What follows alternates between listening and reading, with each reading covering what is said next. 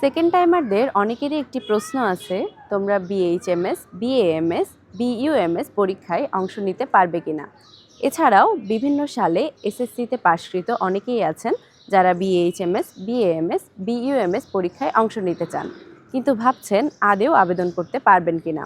চলুন খুব সহজ করেই জেনে নিই।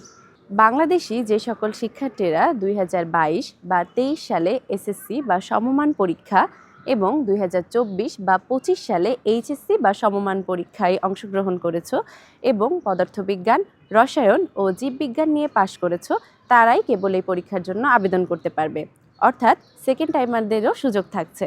কিন্তু 2022 সালের আগে যারা এসএসসি পরীক্ষায় অংশ নিয়েছেন তাদের জন্য আবেদনের সুযোগ থাকছে না। আর হ্যাঁ, সেকেন্ড টাইমারদের জন্য একটা গুড নিউজ থাকছে আলোচনার এক অংশে। এবার আসি জিপিএ এর ব্যাপারে। সাধারণ প্রার্থীদের ক্ষেত্রে এসএসসি ও এইচএসসি মিলিয়ে কমপক্ষে 7.50 হতে হবে।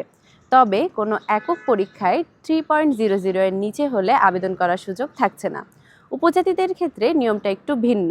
এসএসসি ও এইচএসসি দুটো মিলিয়ে কমপক্ষে 6.50 হতে হবে। এছাড়াও কোনো একক পরীক্ষায় 2.50 এর নিচে হলে আবেদন করার সুযোগ থাকছে না। আর সবচেয়ে গুরুত্বপূর্ণ কথা হলো, সব প্রার্থীর ক্ষেত্রেই এইচএসসি বা সমমান পরীক্ষায় জীববিজ্ঞানে ন্যূনতম 3.50 থাকা বাধ্যতামূলক। আর সেকেন্ড টাইমারদের জন্য গুড নিউজটা কি? বিএইচএমএস, বিএএমএস, বিইউএমএস পরীক্ষায় সেকেন্ড টাইমারদের কোনো নম্বর কাটা হয় না। তাহলে আর দেরি কেন? প্রস্তুতি শুরু করে দাও, সাদা অ্যাপ্রন তোমার অপেক্ষায়।